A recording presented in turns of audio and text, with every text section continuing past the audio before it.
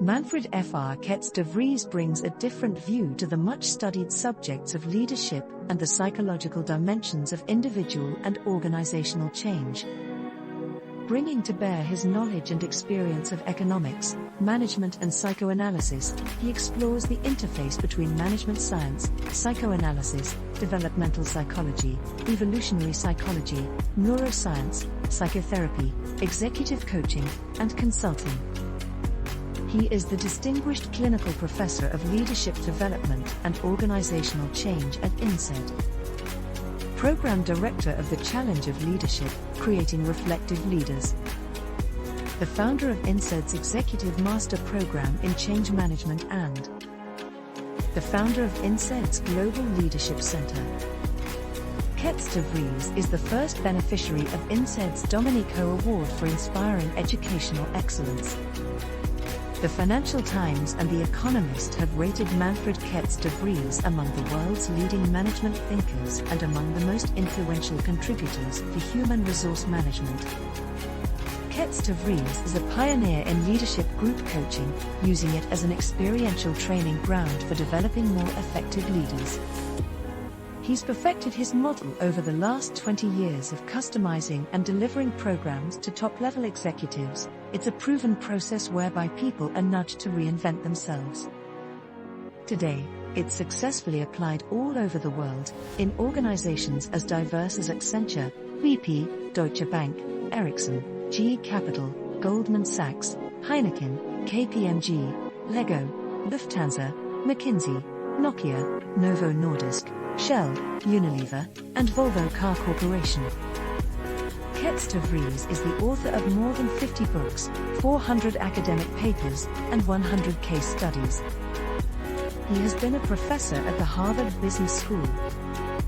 His work has been featured in the New York Times, the Wall Street Journal, the Los Angeles Times, Fortune, Business Week, The Economist, the Financial Times, and the Harvard Business Review.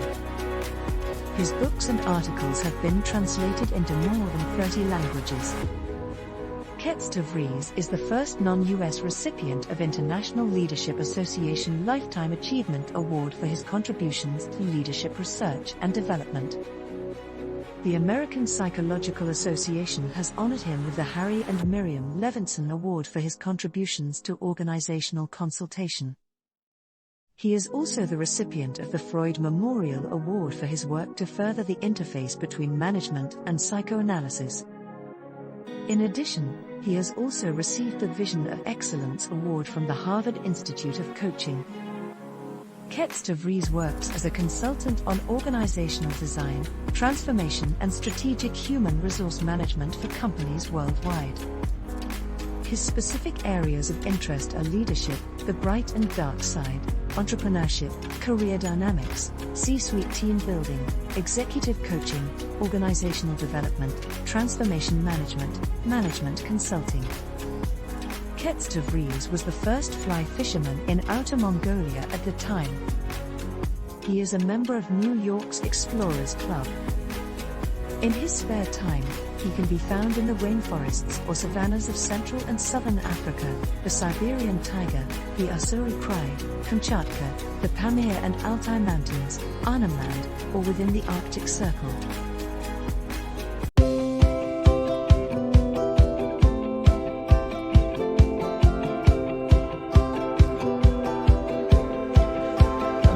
Well, it's very nice to be talking to you. I've been many times in India. I guess one of my best friends actually is living in Goa, who is some kind of he's a psychoanalyst and a very active writer. So I actually started my team coaching process with him 25 years ago. So we did it together till he finally decided he became. It was time to quit, and so he's back on in his house in Goa. That's anyhow. What kind of you send me a few questions, which I think are it's interesting, the questions you asked, because last week I had a 3.5-hour session with Moscow, which is a very long session, yeah, too long.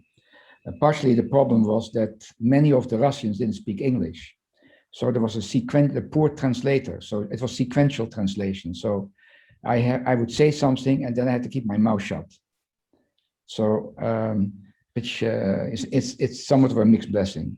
But one of the questions which was also asked by the participants was about a coaching practice and things like that. What you wrote me about, the concern how to build a coaching practice. And to be frank, when I do one-to-one coaching, but I'm better known for team coaching. I feel team coaching gives more bang for the buck, to use that kind of expression.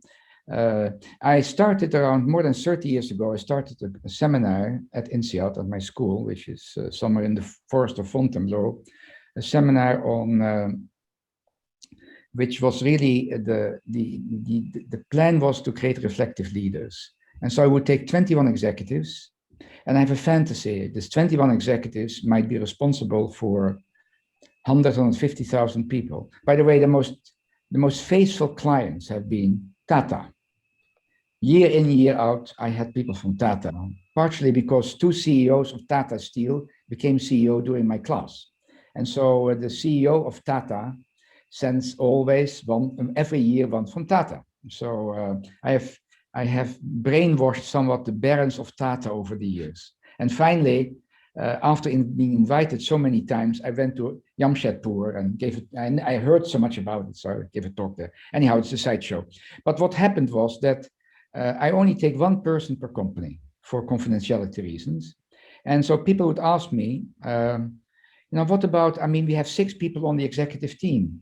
What about all of them? Why can't we have more? It will take 6 years before they all go through the program. So I said, no, it's too confidential, etc., etc. But finally, it was a German company, I remember, it was a bank, who had a VP HR who was willing to experiment. And so I did it for the first time to take this team together. And so as a result, I started, of course, you cannot go as far as when you have people from different companies, but it was the beginning of team coaching. In that respect, I think I'm probably one of the fathers of, or whatever, the originators of team coaching, because I started such a long time ago. And at our school, in all programs, we have no team coaching. I became the head actually of the Global Leadership Center at the time I founded it. And I think team coaching was a big part of the repertoire. So now almost every program at our school is inundated with coaching. So we are probably the most coaching-oriented business school in the world, which was probably one of my small contributions. But coming back to, when you talk about team coaching, the people in the team can see the benefits very quickly. You talk about ROI and things like that, about what's the return on investment. Now, I always get very excited when I see that people spend tens of millions of dollars on IT systems and whatever, but they have a terrible team. And if you have your team not together, if they don't think from the same sheet, I don't want clones necessarily, but if they don't have a focus, it has a terrible effect on the organizations. And very often top executive teams are unnatural acts. So in that respect, when you talk about ROI, they can immediately see how beneficial it is. So in team coaching, which is very different from one-to-one coaching, it's much more indirect. Of course, my fantasy is when I think about the 21 people I take every year in this reflective leadership program, they're probably responsible for around 150,000 people. And the fantasy is if I can make them a little bit more reflective, it might have a beneficial effect, a cascade effect to the rest of the organization that's really what I'm trying to do, to create best places to work. That's my general objective. Anyhow, as far as one-to-one coaching is concerned, 30 years ago, there were almost no coaches, and coaches were used for people who were character disorders. This person is very good, but he is a total psychopath, and can you help him? Now, psychopaths are very hard to help anyhow. And so we need to have a little bit of behavior modification and things like that. But of course, when I became the director of the Leadership Center at INSEAD, I had to make fairly good people to be somewhat more effective. So you have to turn that around. The problem is, and that's the problem, coaching has been Wild West, or whatever you might call it. Everybody in the kitchen sink decide to become a coach. You are working for an organization, you get tired of it and say, I had it. I mean, I don't like this organization, I'm going to work for myself. I become a coach. And so since it was unlicensed, everybody flocked to coaching. Also, while psychotherapists have not a very high fee structure, in coaching, you could really sometimes ask an arm and a leg. So follow the money. That's very simple. It's any detective story. It's a very simple prescription. And so there are lots of people in the coaching business. And so how to differentiate yourself? And that's the issue. And very often it has to do with word of mouth. It has to do with, for example, I started a consulting firm many years ago, which I'm indirectly involved. I'm supposed to be the chairman, but it doesn't mean very much. But it's run by my daughter. And basically she has a number of associates. And I guess there is a certain amount of quality control. It's basically, you do a good job. By the way, when you talk about what the work they do also one-to-one coaching, I think. But the most important thing they do, again, is team coaching and trying to change organizations. That's what I'm interested in. I want to get better organizations. And of course, if you, for example, I have, later on, I have 2 clients, and they're both CEOs. And so my fantasy is if I can make them a little bit more effective, that will have an effect. But it's not the same as having the whole team. When you have the whole team, you can really have oomph. And you can really it's much easier to try to change organizations, hopefully for the better. So Professor Manfred, if at this point, why don't you call me Manfred? It's simpler. They only call me professor in Germany and Austria. That's Herr Professor, Doctor. That's what they call me there. Yeah. So call me Manfred. That's simpler.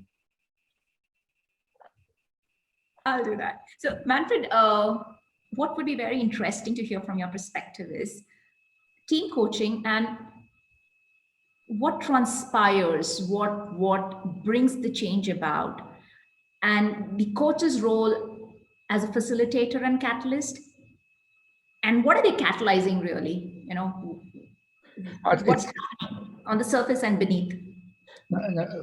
In a way, it is fairly simple. There was 600 years before Christ, there was a wise man, one was a Greek sage, Thales of Miletus, was asked what is the most difficult thing in the world. And the most difficult thing in the world, is to know yourself. So when I started coaching, and coaching is expensive at the school. It's not mass production. I can teach 10, 100, 1,000. I once taught 20,000 people. But team coaching is always going to be a small group. Five people or something like that in a day. You can, at INSEAD, we quote unquote can deal with 5 people a day. And to help the coaches, at the time I was also coaching training, they need some kind of, you need to give it a kickstart. So what I did, I developed at the time, and I'm not a psychometrician, but I did it. I hired the best psychometrician in France at the time, and I developed, I think, something 5 psychometric tests. One is the Global Executive Leadership Mirror, and basically it gets people to think. I had recently an executive who wanted to be rated, so he had 15 people in his company rating him, and he rated himself, and he got a little bit of a narcissistic injury because he wasn't as high as he thought he would be. So what I'm trying to say is that it's to go through that process, of course, to be able to be willing to be subjected to 360, it depends on the corporate culture and the national culture. When I started it 100 years ago, I remember it was easy to get feedback from people in Sweden, in Holland, in England, but to get from people in Malaysia, France. I mean, in France, a president is called PDG, President Director General. He doesn't want feedback, he only gets feedback down. So you need to have a culture where people are willing to give feedback. I remember once I got I got the feedback of a CEO in Russia. It was perfect. That's impossible. Impossible. So I asked, what did you, how, I went to IT and said, what happened? Oh, he said, it's very simple. The man had printed, everything is online, printed out all the forms, put the people's name on it, gave it to them and said, give it back to me. So they were not stupid. So they knew it was good for them. So you need, and so it depends on the culture. For example, Malaysia has the highest power distance.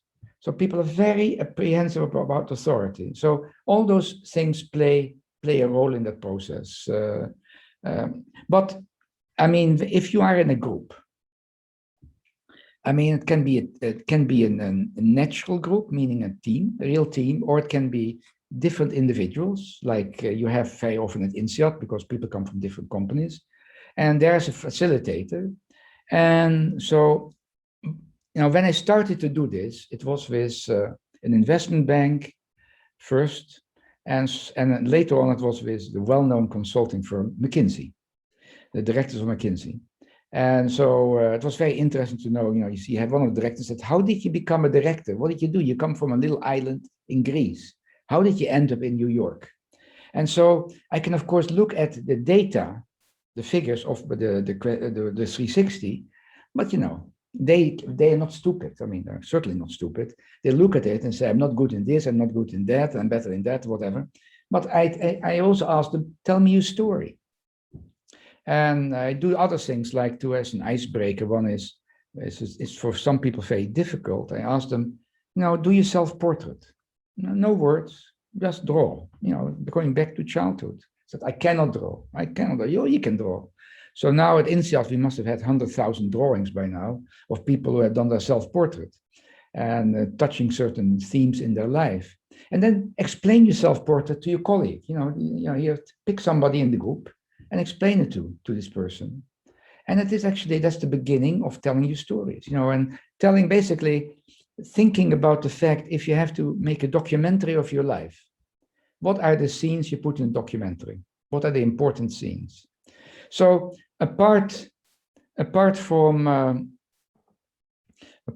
the whole, the issue of, you know, the data of the 360, what is also important that people tell their story. And then the question is, and I find it always very difficult to explain what I do. So eventually I got so frustrated. I hired 4 actors, wrote a script, which is a real script, by the way, real, so not a fantasy script. And you can actually, I discovered somebody put it on the web. You can see it there actually when I do but it's a real story. And so you can see, so I ask people questions, and I ask them about how they see the future, and then I ask them to shut up. And then the other people are, you know, I try to create a playful atmosphere. So if you would be an animal, what animal would you be? You would be a tiger, tigers. You would be a buffalo. You would be a bird. What would you be? And if you would be a tiger, why would you be a tigress? What is the reason for that? Why do you think so? It's particularly interesting, by the way, if you are in a natural working group, because people know each other. I remember once in South Africa, I had a person who said to the other one, was the member of the board, said, "You are a fiscal shrike." I've never heard of a fiscal shrike. A fiscal shrike is a small bird and has this strange habit that to attract the other sex to find lizards and hang it on trees to flap around, you know, on thorn bushes.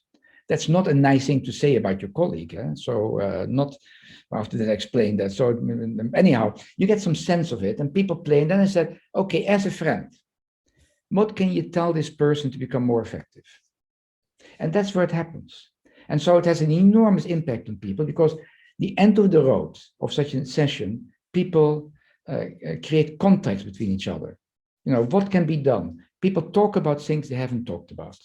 Why certain dislikes about the person, and basically say, what can I do to make us work better as a team? And so in that respect, the ROI is not very difficult to see. I mean, I remember once many years ago, I got a call from an old student of mine and said, I got a team from hell, 10 people, and we have an enormous project to do, which is in the hundreds of millions of dollars, and nobody cares.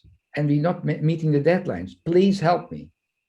And so there, I mean, and there you see the immediate benefits of it.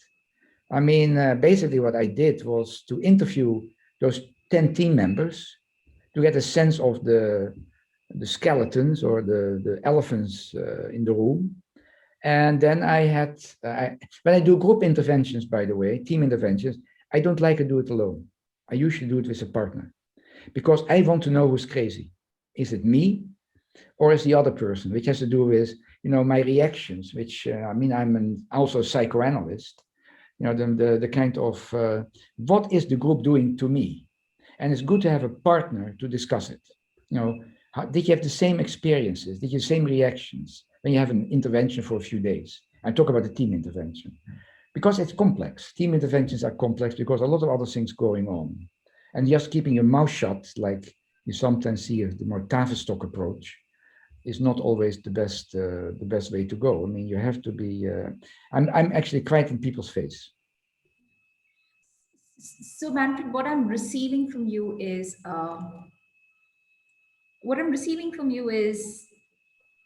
in the teamwork that there is a portion or there is a part that is around self-perception and how people view themselves and begin to come into awareness of who they believe they are and possibly start looking at it from how others might perceive them.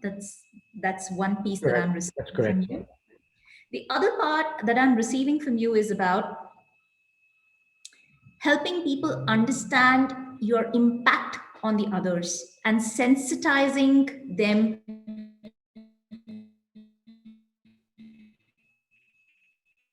that this they receive back from others. Yeah, I mean, the people live in the fantasy that everybody thinks like them, Ruchira. And it's not true. People think differently and you have to be aware of it. You know, you have, as a leader, you have to realize that given people's attachment needs, some people are, you know, are high maintenance, some people are low maintenance, and you have to be aware of these differences. And I think that's not so easy to accept that people don't think like you. You know, there may not be, some people have a different way of looking at time, of urgency and things like that. And also an organization. In the video clip, which is some, I think, on YouTube, there is one executive who is totally disorganized, and he drives everybody crazy because he doesn't answer his email, SMSs, and things like that, and he doesn't even realize it. That's beyond his. So to start to discuss certain things, when you ask a person, you know, as a friend, what could you tell this person to become even more effective? It's a very positive way to, instead of saying, you know, you're such a shit, you know, look at all the bad things you do. And you need lots of positives to deal with the negatives. And when people, you know, I mean, my questionnaires, I developed 2 questionnaires I use a lot, which is the Global Executive Leadership Mirror, as I mentioned, and the other one is the LUC, which is the Leadership Archetype Questionnaire, another 360, which leaders play different roles. And leaders are strategists. They also are people who have the trains have to be run on time. So they have to be very detail oriented. They're coaches, they're communicators, they're deal makers. So there are all different roles they play. And you have to, as a leader, you have to build a team. I mean, leadership is a team sport. So you have to build around a team. And so what I usually do is that I give people the first questionnaire, the JAN, or the Global Executive Leadership Mirror. It was first called the Jelly, but so then after 10 years of using it, I integrated all the complaints from the coaches, and I upgraded it. It's even more sophisticated, and they get a narcissistic injury, and then you need a follow-up in team coaching because people they have New Year's, you know, resolutions. I'm going to start dieting, and nothing happens, you know, that kind of thing. So you have to work a little bit, sounds terrible, on shame and guilt. So they know that 2 months later, you're there again as a bad penny and say, okay, we had a contract. What have you done? And there are other members of the team there. Anything happened? Now, unfortunately, if you have a particular leadership brand, it takes some time to modify it. In the meantime, for the next round, I give them the other questionnaire. They get more narcissistic injuries because they're not perfect. Not perfect. Nobody's perfect. So it gives a little bit of a shock. Also, there in my questionnaires are a number of parts which are you have written comments, and so those written comments are very enlightening when people make some comments about how the person could become more effective. So those are and it works. I mean, it has been in our school. I mean, when I started with this team coaching, if you have an executive program, if you bring something new in, something has to go out normally. And people don't want to go out. But the only reason we have coaching all over the place, team coaching, is that people felt it was very useful. It really helped them. That was the main reason. I mean, the client was speaking. So, I mean, to come back to your ROI, I tried once actually. It's very difficult. I took the one I run myself, what I call sometimes my CEO recycling program. It's not a real name. It's really called the Challenge of Leadership, Creating Reflective Leaders or something like that. I changed my mind sometimes about it, but I looked at them a year later. But lives are very hard to control, so those studies are difficult. And there were some positive effects, but also many people, I must say, might decide that you have to make two important decisions in life, as you might know. One is to find a partner that fits you, and we don't do too well there, given the amount of divorces. And the other one is what kind of career fits you. And so what happens in my class, the people are average around 45. They realize the children are now not so needy anymore. They're out of the house, and they realize the partners are living parallel lives. They have nothing in common. What's good at 20 might be good at 40. That's one thing. The other thing, some of them say, do I like my company? No. I mean, I've seen it. I should do something else. So that makes it very difficult to control all the parameters when you look at that. So that makes it so difficult. But you can of course say what I very often do. I say to a person, you want to be coached by me? Okay. Let's have 20 sessions. What do you want to work on? And you can say, and who can decide if you don't? So for a moment there, if I heard this, you have to repeat it. It was at the moment the connection is not perfect. Sorry. Say it again. Yeah. So Manfred, for a moment there, were you alluding to crisis of meaning and crisis of purpose? No, I mean, I have actually a model. I wrote a little book when I was waiting for the editorial process of my book, one of my last books, the CEO Whisperer. I wrote a book called Quo Vadis. Actually, I could have it here. It's lying here. Yeah, Quo Vadis. There's this little book, and of course, what in the end, what most executives look for is meaning. Now, I try to decipher, try to deconstruct it a little bit, the way I look at it, at least. In the first place, people are concerned about meaning because there's a cloud hanging over their head, that's death. And I guess in India, it's at the moment quite alive, what's going on there. I mean, when you read the newspaper articles, it's quite, and see the BBC News, it's very dramatic. And so when you look at meaning, I see meaning as something in the center of a number of bubbles. The most important bubble is belonging, meaning that, and I always quote the famous Harvard study of started 1938. That's the longest longitudinal study, when they start to follow a bunch of sophomores at Harvard College, and some of the people are still alive. They've been following it. What was most important to their life? It is having good relationships with family and friends. So belonging is a critical factor of meaning. And many executives, businessmen, forget it. They're so involved in their business that they ignore their family. And of course, this, by the time they realize it, it's very late in the game. The children might have been, it's much easier to transfer money than transfer values. And that's what happens. It's easy to give the children a sports car, but not the values. And that is a very different story. So belonging is an important pillar. The other one has to do with purpose. Purpose is, as opposed to meaning, future-oriented. What do you want to do in your life? What is your purpose? Why are you a coach? What are you trying to do? It was a future-oriented. My purpose, in a way, is I like to create better leaders, and I create better organizations, because many organizations are gulags. They are not happy places. People go there, but they're not happy.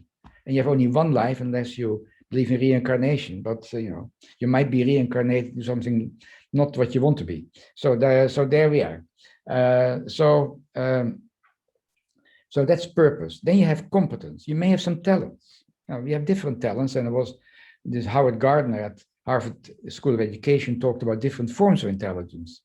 Some people have athletic intelligence, good with their body. Some people musical intelligence. Some people emotional intelligence, whatever it might be. And so what is your gift? Are you a good musician? Are you a good sports person? Whatever it might be. Can you write? Are you good in with numbers? Whatever it might be. You get some pleasure out of it. You get what's called by this man with this unpronounceable name, Hungarian, Csikszentmihalyi, flow. You're fully alive. I mean, I always give my example of flow was once I was fishing in Norway and in the north. It's always light there in the summer. And my family thought I died because I didn't come back. I was casting. I knew the salmon was there and I was here, and I was trying to catch a salmon. So I was so much involved in it. I didn't get the salmon, by the way, but I knew he was there. So that is flow. You lose a sense of time. So that is competence. And then you have also choice. Even though many things there are things as luck and whatever it might be, but we can make some choices. And coming back to the question earlier of partner and career as the important choices, for example, the MBAs in my school have to make, but we all have to make it.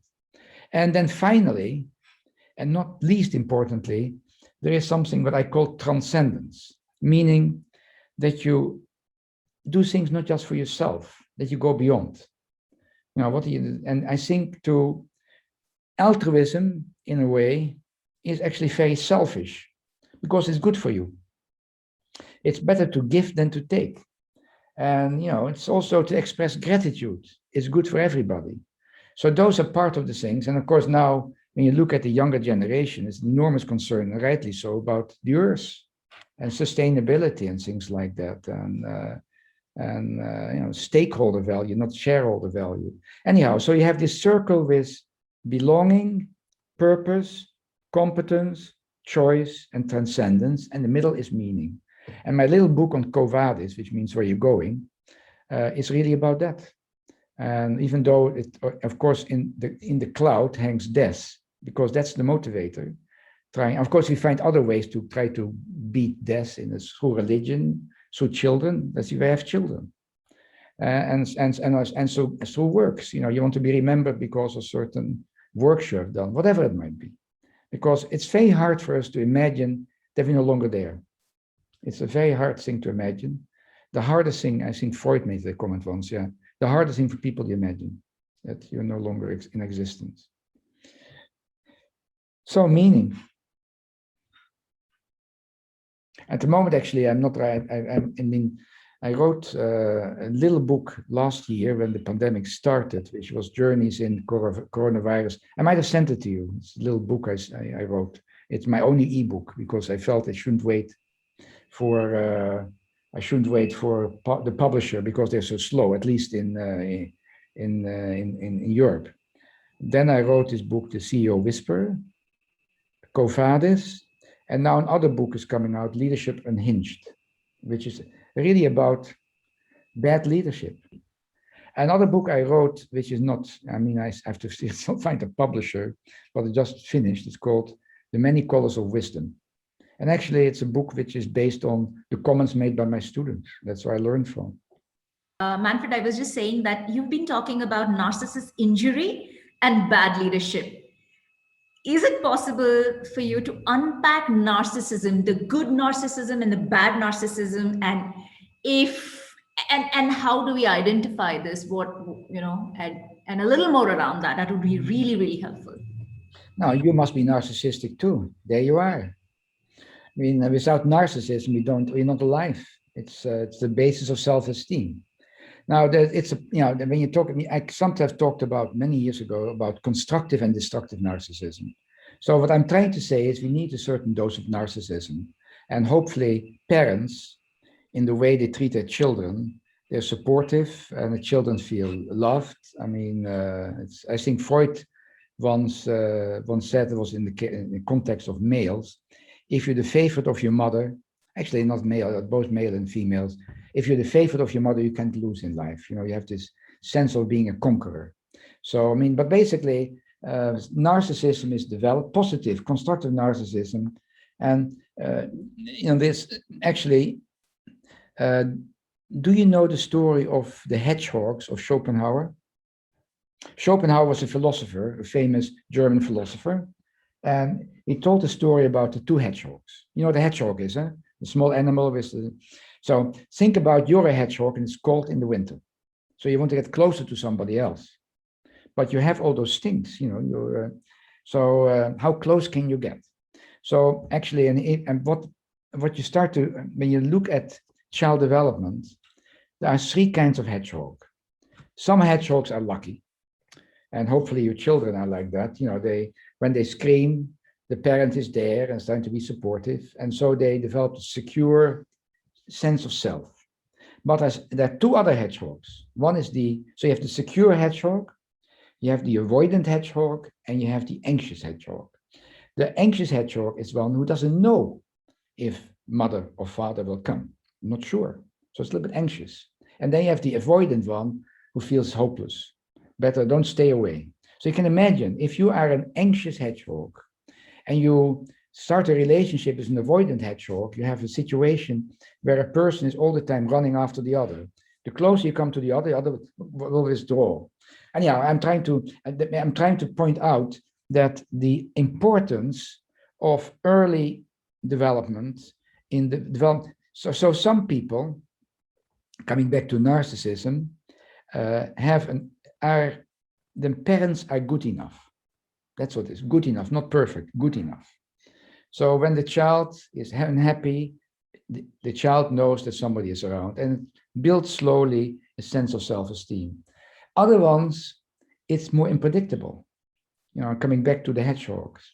And so they don't feel so secure in themselves. It might be overstimulation, understimulation, or unpredictable stimulation. And like when you look at a man like Trump, where the mother was absent, mother was not there, was depressed actually, because of and the father was a tyrant.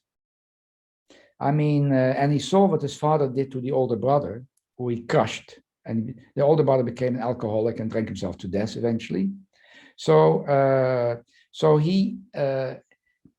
he has a very insecure sense of self-esteem. That's the reason that in those meetings, the staff meetings, people have to tell him all the time how great he is. If you don't tell him how great he is, he needs all the time stimulus. He all the time needs to have meetings with admiring audiences to fill up the emptiness inside. So that is an example of what you call reactive narcissism. The person doesn't feel good in his skin. He is extremely insecure and needs to all the time being stimulated. On top of that, he's also has another tendency, which is talk about psychopathy, which is that's very vindictive. Anybody who's not with him, you know, he's after. Yeah, he saw that. Anybody got fired. Everybody gets fired because they're you know. And unless you say every second word, "I love you, I love you, I love you," you're the greatest, you're getting fired. It's very simple. But anyhow, there's also the problem that even though you might be a somewhat constructive narcissist, then you get into a position of power. And can you handle it? Can you handle all the perks which come with it? Have you created a group around you who has a healthy disrespect for the boss? or you're surrounded by an echo chamber, people telling you what you want to hear. And that's, that's again a problem in that respect. And so how to create a coaching culture where people are willing to speak their mind.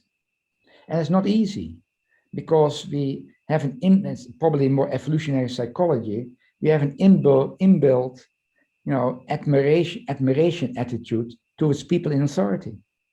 Now think about, a policeman stops you, or your teacher tells you something, you shouldn't do that. So we have a tendency to tell them what to hear, what they want to hear.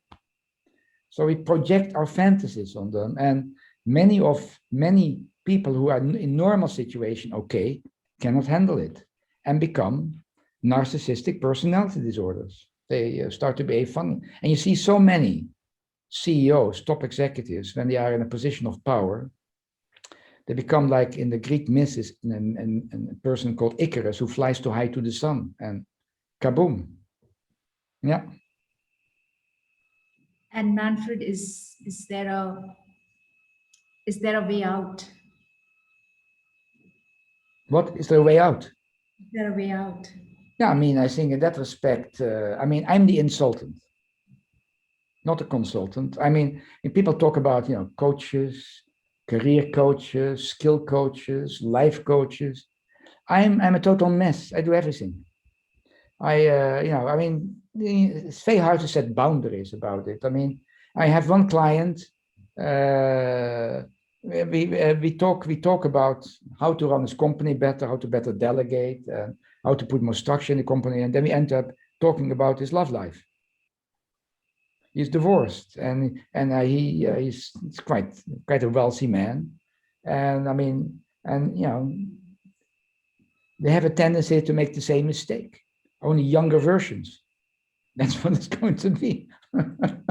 So I ask sometimes my executives in my class, so why did you marry your wife?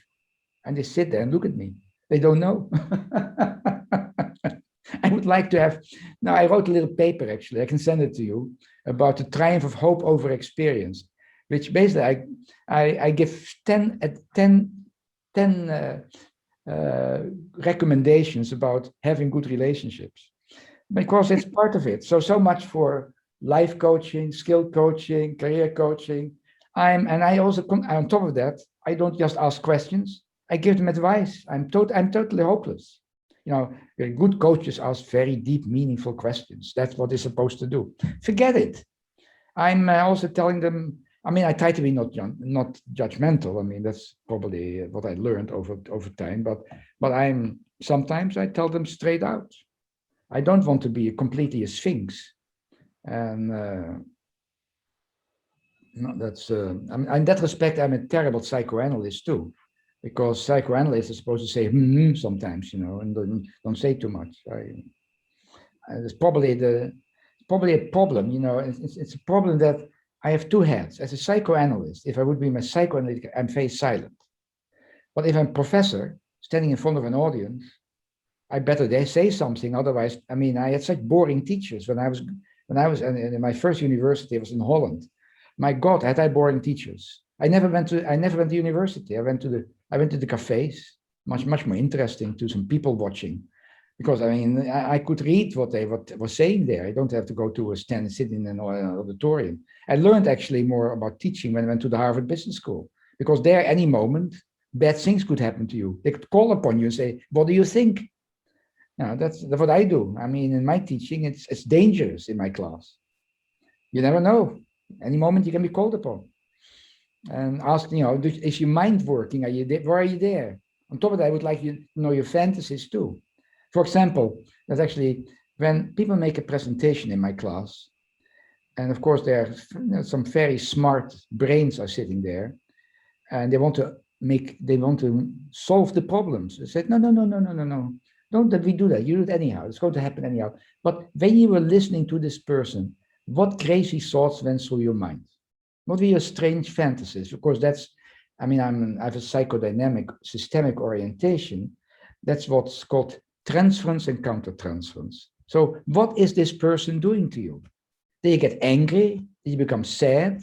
Do you feel happy? What is happening? Oh, you wanted to get the hell out of this place? You look out the window and say, I don't want to be here. You have some crazy thoughts. Tell us something about it, because it's another part of information. So, I mean, and I use what I call the clinical paradigm, meaning that what you see is not what you get. People are not necessarily rational human beings, although there is always a rationale in their crazy behavior. But you have to be somewhat of a Sherlock Holmes. Also, your background, where you come from, will very much determine how you act now in the present. And so you need some sense of, to understanding of their past, even though people like Marshall Goldsmith, he, in that respect, he is fooling himself, try to ignore that. You only look at the future. No, like it or not, even if you try to suppress it, it still pops up in your dreams. You can try to put certain things in boxes, it will come out. And that's not the way to go. And then, of course, we all have blind spots. We all have defenses, and some people have more primitive defenses. Like you look at those leaders. That was really insightful, Manfred. That was very, very insightful, and it gets one to think, or at least it gets me to think about what are my projections, where am I sitting, and what I begin to think of even more is, how do I integrate? How do I find this out? And then what do I do with this? And my, of course, immediate response to that is, I want to integrate. And what would be the way forward would be something very nice to hear. Now, the way forward is, I think, given that coaches deal with complex human problems, it's very important that you have an opportunity to talk about your complex cases, meaning supervision, and that you have to set up supervision groups with your colleagues. Otherwise, it's a very lonely endeavor. So, that's going to be a very important part of it. So, I had a supervision till a number of years ago. That my supervisor died. So that's, finally, that's sad. But I still think it's something you should really, you cannot emphasize too strongly. So what I'm receiving is for individuals to have coaches and for coaches to have supervision. Critical, because it's, in a way, and maybe it sounds a little bit negative, but as a coach, as a psychotherapist, you're the garbage can. People dump their garbage in you. And unless you have an opportunity to detox, do some detoxing of the garbage, it's not going to be good for you. So the way to do this through supervision, so setting up some groups of coaches who have regular meetings and discuss difficult cases. I think it's an essential thing to do. You have to. Sometimes you're lucky; you might have a partner, a husband, wife, or whatever. You can talk to them, but not always the case. So that, I think, is a critical thing to. So that's also a way of keeping learning, because you learn. I'm involved in, once a year we have a conference in Berlin. It's a coaching conference, and it's only a weekend. But the most interesting thing of the coaching conference is presentation of cases.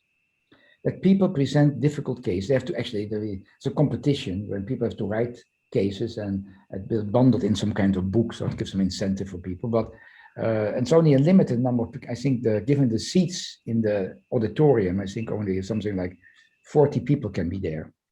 So, and I think this is, but the discussions about their difficult cases is the most interesting part of the conference. And that I can strongly recommend that it's, we cannot do it alone. We need help, everybody, to, and you sometimes have very difficult cases and you've wondered, am I doing the right thing? Is another way to approach it. Am I stuck? Maybe. Also, I think the other thing which is important, and that is in the beginning, when we talked about everybody in the kitchen sink becomes a coach. What I've always tried to do in training my coaches is that they know when they're out of their depths. You have sometimes people who are manic depressive, people who are quite unhealthy, not very healthy. Do they have sufficient training to deal with those people? Is it not better to maybe, to have them see a psychiatrist or whatever? To maybe they need some medication, whatever it might be, because of their behavior. So they have to recognize this is a very difficult case. Maybe I should refer to somebody else. That is always, and since the coach training is so, in the beginning I said, so many people are in the coaching business because, you can become a coach very quickly. You just put a thing on your door, I'm a coach, fine. And then you can say, okay, I'm going to be a member of the coach federation, but the qualifications are not that enormous. Huh? If you want to become a psychoanalyst, I remember, 10 years, you are 10 years in training. That's a long time. So, what I can also recommend coaches to keep on studying, to keep on learning. Otherwise you don't learn, you're dead. That's, and you may be lucky that you also learn from your clients. That's, I do. And don't have a closed mind. I once wrote a little article called Coaching BS, in which you make fun of all those formulatic, I call it ways of going through coaching, different GROW and all different kind of acronyms, you go to different stages. I'm a mess, as I told you before. I do anything. I don't be so rigid. I'm trained as a psychoanalyst, but I'm a terrible psychoanalyst because I do anything that works. Whatever theoretical ideas, whatever. And always, which is also critical, talk the language of your client. I see too much. I was giving this conference in Moscow last week. And you look at some writing, and there's so much what I call psychobabble around. So much. It's like when you go to a doctor and he says or she says you have this, and you don't understand it because it's a Latin word or something like that. You should try to explain things that the children understand it. That's important. If you can explain to your children, you are good. And that's what I've always done in my writing. In that respect, I might be somewhat of a journalist. I actually used to write for a newspaper, a column. So I try to make things understandable, to take a difficult concept and try to put it in understandable words, because I feel there's too much hiding behind words which doesn't mean anything. So it's very important always to. It was actually funny. The translator I had last week. I'm not easy to translate. I think. So I make the joke. You probably have to commit harakiri after being with me, because I talk fast too. I'm a fast talker, and many languages when you translate, English is quite succinct, but other languages you need more words. I said, oh no, I had some other ones, and those are difficult to understand because of the words they use, all the complicated words. So and I feel that's phony. It's basically in a way of fooling your client, confusing your client. And also, I think some clients will run away. They said, what the hell, what is this person, all those difficult words, don't do this. Well, that was a very enlightening session, Manfred, and a lot of wisdom from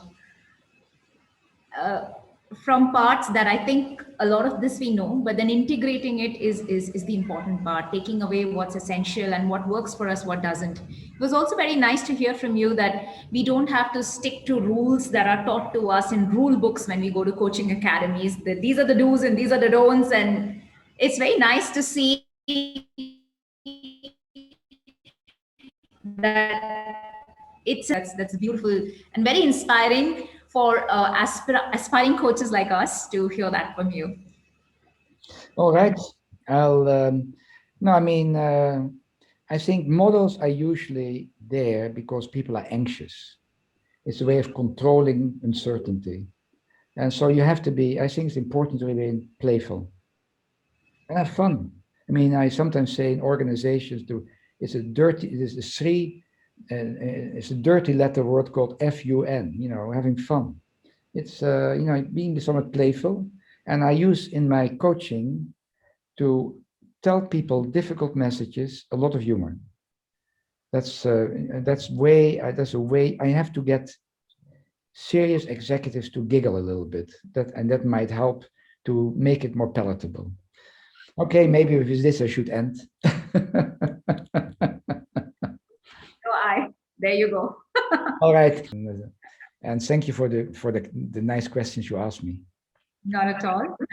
Very nice to share this space with you. I would look forward to some of the PDFs and I think some yet to be published cases that you mentioned. It would be very, very interesting and nice to have, which with your permission, we can also. Sure. I'm easy. I'm easy. Okay. Thank you. Thank you so much. Take care. Thank you. Bye. Bye.